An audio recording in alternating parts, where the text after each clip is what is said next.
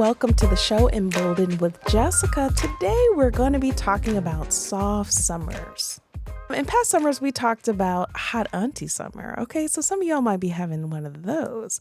Last summer we talked about we outside. Okay, we were not for the streets, but we were in the streets and having a good time. And so both of these kind of include a lot of activity. And this summer, what I'm kind of feeling is slowing down, having more softness. I'm still going to be outside. I really want to work towards this softness piece. Yes, I feel like this summer is a good introduction to just living a soft life. If we've been waiting for a soft life for some odd reason, instead of just being in it right now, this summer is a good time to start. When we last talked about eras, I was in a period of alignment. And recently I've decided to switch into this season of softness.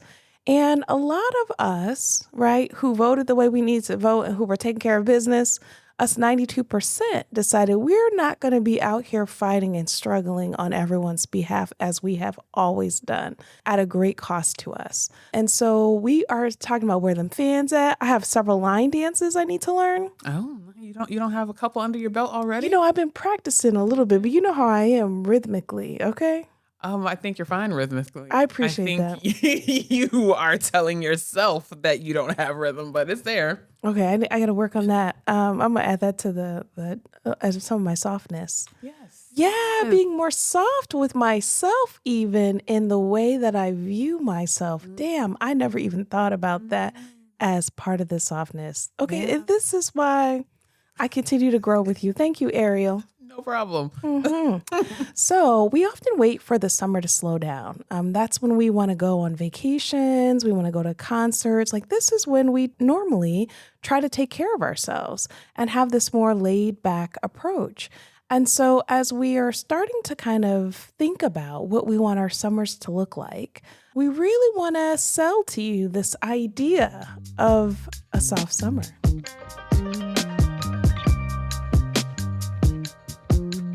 Soft summer could include this conscious decision to slow down, to reclaim joy, to prioritize your nervous system being regulated and at ease, especially for those of us often on the front lines of care for others. You might be a caregiver, you might be a parent, you might work in a setting where you're often giving care to other people, folks that are in leadership, and those of us who are change makers. Those of us that are high achieving, queer, community leaders. It is a shift from doing into being. I feel like people are saying this a lot, and I want to make sure that people know what that phrase means. What does it mean to regulate your nervous system? Yeah, so sometimes when I talk about nervous systems, people think that I'm saying that they're nervous. Everyone has a nervous system. Right? So it's not an indicator of you being nervous. And when our nervous system is regulated, our body's at more ease. We're not clenching our teeth. We're not furrowing our brows. We're not tightening our body. We're not holding back the thing we really wanted to say at work, but we want a job, so we didn't say it. We are not stuffing down our feelings or pretending like they're not there.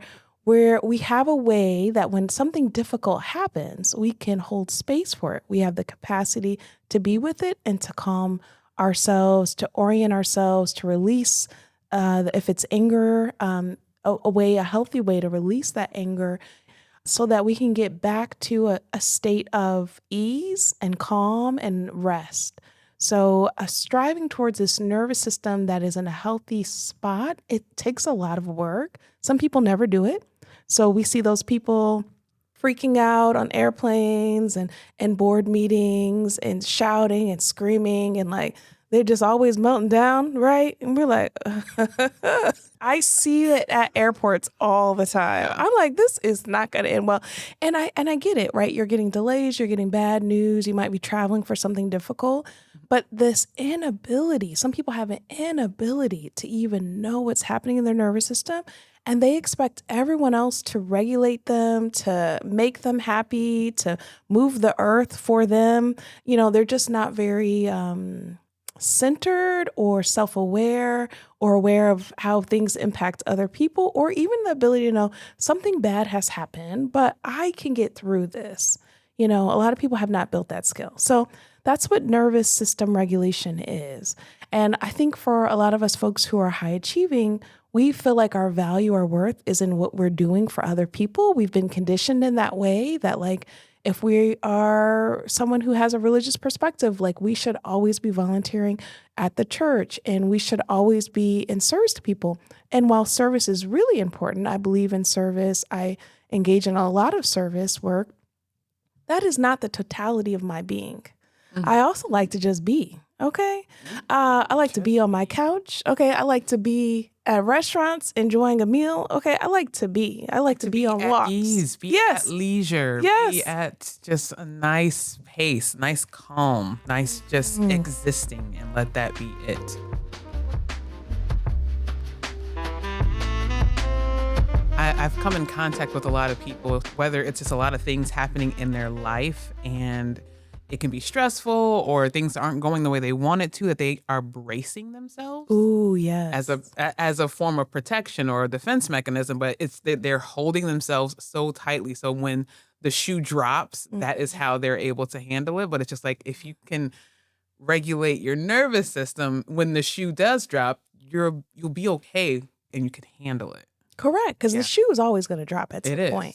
I mean, with that we know, and I know people don't like to hear that, but it's just our ability to be able to experience it and then to get back to a good spot without being devastated by it. Where it's taken us out the game, we can't leave the house for months, that then becomes years, or, we never open up and trust someone again, and so we're just existing by ourselves. So yeah, the difficult things are going to happen. We know that, but instead of waiting for the difficult thing to happen, we want to enjoy and experience life. A soft summer could look like choosing rest without guilt, saying no to overcommitting. So not saying yes to all the people who have lots of ideas for you of what you could be doing this summer for them. Lots of plans. Let's go do this. Let's go do that. Tons of activity. And if that's how you want to live your life, cool. But sometimes when you check in with yourself, you realize like, I don't want to be on the go like that. Mm-hmm. Isn't that a novel idea? I mean, for a lot of adults, the last time they enjoyed their summer, like if they're not educators that have summers off, and a lot of them get guilted into teaching summer school or guilted into doing something. But when was the last time you just had a fun-filled summer?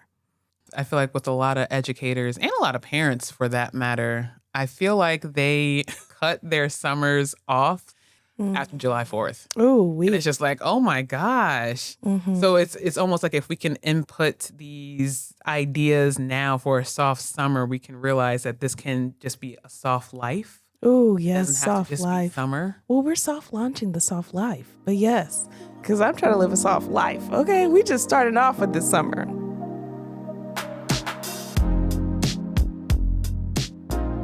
And then also prioritizing pleasure. A lot of times people think that there's something bad or sinful about pleasure, and there's a number of things that just feel pleasurable to do. It feels pleasurable to have someone do our nails sometimes. Sometimes it feels pleasurable, when you're getting your hair washed at the salon and they're doing that nice scalp massage. Oh my goodness. There's all kinds of things that feel indulgent, that feel playful, that allow for us to be present. So again, an invitation to be where our feet are. If we are on a beautiful beach or we're surrounded by our loved ones at a table laughing, instead of being on the phone and thinking about, oh man, I need to do this, this, and that, can we just take a moment and look around and notice the faces that are with us and just have a moment of gratitude for our bodies for being there, for our ability to remember to be present in that moment. So it can also look like midday naps. We have a friend that always takes a midday nap. That's amazing. It could be a solo picnic or solo walks.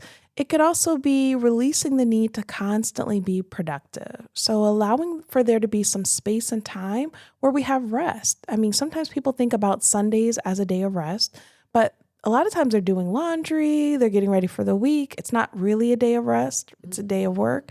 But what does it look like that maybe on a Wednesday night we say in the summer, like, hey, let me call up a friend I haven't seen in a while and see if they want to go get ice cream, or they want to go for a drive and listen to music. How can we invite in this pleasure where we're not just waiting for it to happen on the weekend or on a vacation? Now is a good time, Now is a good time. And it's the only time that is guaranteed. The other thing we want to consider is that embracing softness is part of this path to healing. So some of us have been on a healing journey.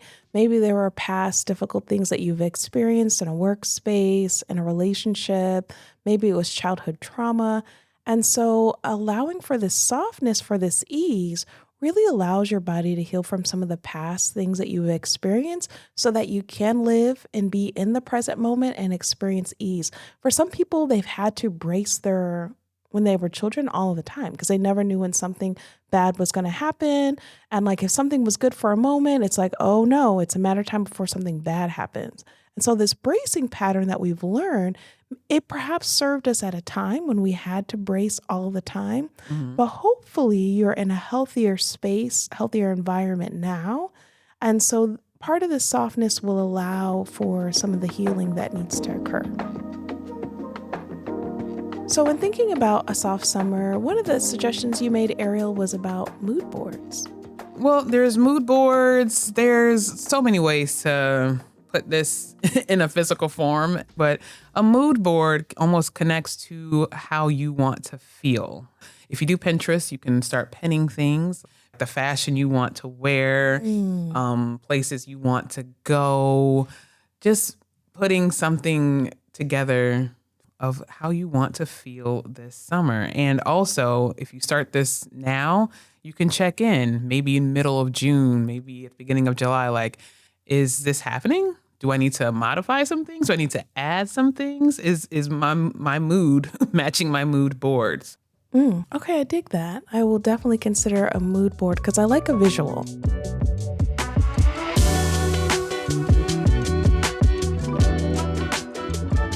In thinking about me wanting to have a little bit more softness, I recently did a TikTok on the divine feminine.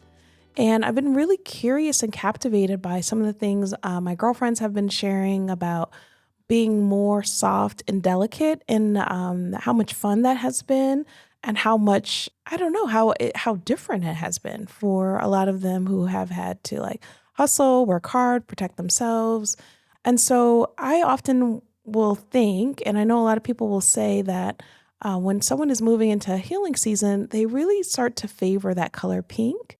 And so when we think about pink, we think about softness, something that's delicate, and some drunk tanks, which are like holding cells for people when they get arrested for public intoxication. They will paint the rooms pink to actually get the occupants to be a little bit more calm and to bring their energy down. So yeah, colors are powerful. And so as I was thinking about the divine feminine and what does this look like for me to allow myself into this kind of season of femininity, I was like, I'm gonna need some suggestions. So I asked for suggestions and they poured in. So folks said that they listen to music while they're showering, which I love to do. So much more fun. That they're slowing down in the morning so they have time to stretch and journal. I said stretch and journal and have coffee. I drink my coffee standing up normally, like as I'm getting ready. Okay, sitting down and stretching and journaling. I said that is bold, and I want to try that this summer. They also talked about building a schedule that centers comfort, which is wild to me. My schedule is focused on the needs that I need to meet. And I have never thought about it centering comfort. So a lot of talk about gentleness and walks and surrendering, letting go of this illusion of control, dressing up. And I love a dress up moments. Okay. I love an event. I love a reason to stunt on them. Okay. And then reading was listed quite a few times, journaling quite a few times, and savoring a hot beverage. So yeah, this kind of slowing down. So one of the things that most people know about me is that I will never eat while I'm on the phone. Okay, if I was talking to you and I was making a meal, now that the meal is ready, I'm getting off the phone. I want the flavors to dance on my tongue. Okay, and I can't allow them to really dance and twirl on my tongue if I'm talking to you because now I'm distracted and I cannot hyper focus. So that brings me to the other point, which is to really think about how much you are quote unquote multitasking. The reality is that people don't multitask. They think they multitask, but they don't. They switch from one task to the other. They switch back and forth. And so the research is really clear that it's really inefficient and it leads to more burnout and overwork since our brain has a limited capacity for attentional focus. So that switching back and forth between tasks, it will decrease our efficiency, it increases the number of errors, and it hinders our creativity. We really want to invite less work, okay? And there's also research that says that quote unquote multitasking or allegedly multitasking costs as much as 40% of someone's productive time. I don't got that time to spend on that. I'm 40%. trying to go on walks. I'm trying to go have ice cream. I'm trying to be in the streets. And so I just want to also put that in your mind. So instead of this belief that I can multitask, do multiple things at once, that switching back and forth, are there other more efficient ways that we can tackle the things that we have to tackle? Be that an assignment from work, and like we also need to make this phone call, and I'm also trying to listen to this audiobook. Just being aware that you're really switching back and forth, it's making you less productive. And how can we just allow ourselves to focus on something? So we might do it in chunks of time. So we spend 25 minutes at a time on each task, and then we give ourselves breaks because we can only focus for so long. We think we're focusing for 3 hours on something, but really we've checked our TikTok a few times. We've been texting people. I've been thinking about what I want to buy on the TikTok shop. Don't judge me. And so, yeah, another consideration.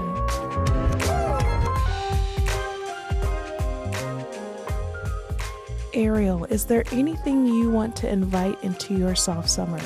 I mean, I just want to do less. Doing less is a thing. I love that for you.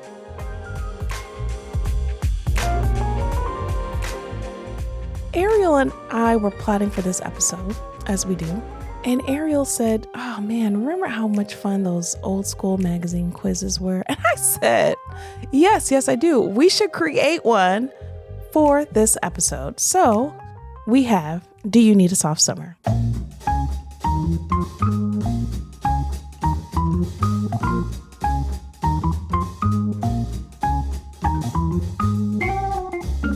Are you ready for this magazine quiz? All right. Now, I'm going to read it out loud, but for those of you where that's going to be too much, you can skip ahead. And if you subscribe to the podcast, I will email an episode guide that will have the quiz listed there. So this is the quiz.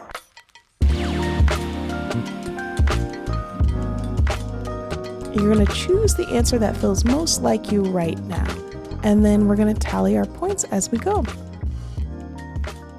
So 1, we got 5 questions.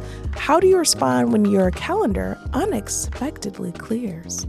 Do you A, say, perfect, I can catch up on emails? That's 1 point.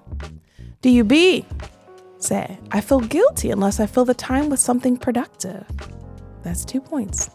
Or C, ice cream run and walk under the sun. Okay, I know that's right. That's 3 points.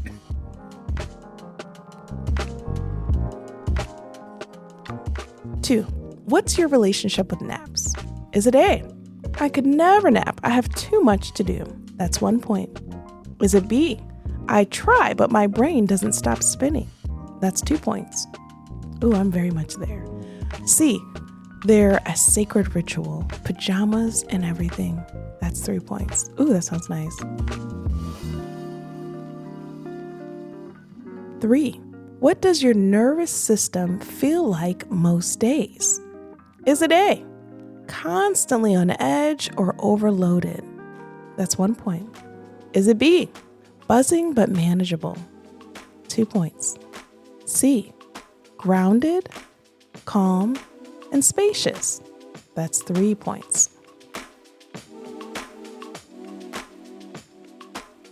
4, your inner voice lately sounds like, is it A, keep going, do more, be better, we could take this to the next level? That's 1 point. Is it B, Can we please rest soon? That's 2 points. Is it C? We deserve softness. Let's breathe. Perhaps meditate. 3 points. 5, the last question. Which would you rather gift yourself this summer? A leadership course. Gotta stay ahead. Okay, this is for them girlies who collect degrees like Infinity Stones. Okay, we applying to another program. Nothing wrong with that, but that's 1 point. B, a few free weekends, but you'll see if you rest. 2 points. C, time to heal, stretch, nap, dance, or lay in the grass. That's 3 points.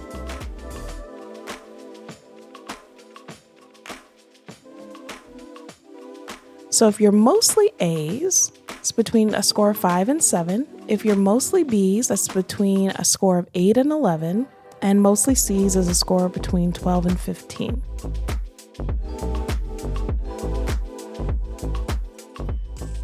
Your soft score is this. The hustle is hustling is 5 to 7 points. You've been grinding hard, friend. Softness? What's that? It must be time to lovingly interrupt the hustle. Schedule joy, walk barefoot, grab ice cream just because your nervous system will thank you. I need a sponsorship by an ice cream place, okay? No, I'm just kidding. I mean, I do really love ice cream. I was to say, why are you kidding? Yeah. Oh, you know what? Let me not be kidding. Okay. The other tier is soft curious. That's if your points are between 8 and 11. You know you want more ease, but breaking habits is hard. This is your permission slip. Softness is productive. Pick one moment this week to choose joy, rest, or slowness. It's a revolution. And then the last category is certified Softy. If you scored between 12 and 15, look at you living your soft life. Okay, I'm trying to be this. Okay, I'm not there yet.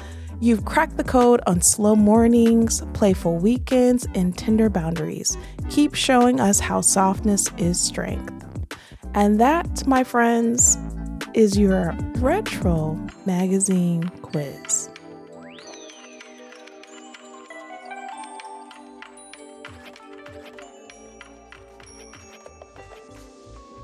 And with that, I really do hope that you have an opportunity to think about what you want this to look like. I described some ways a soft summer could look. You might have some other really cool suggestions.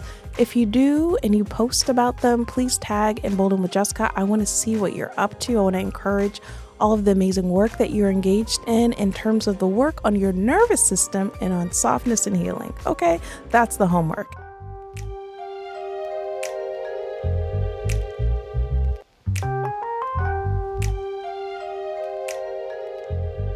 Are you enjoying the show?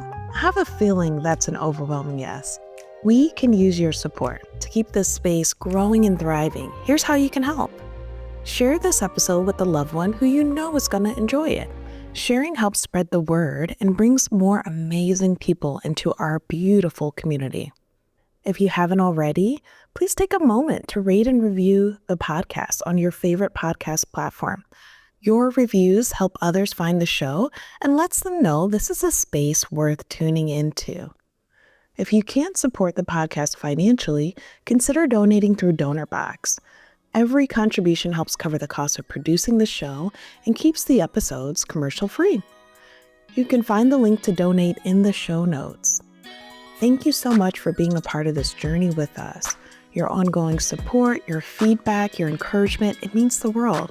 We couldn't do this without you. Until next time, stay emboldened.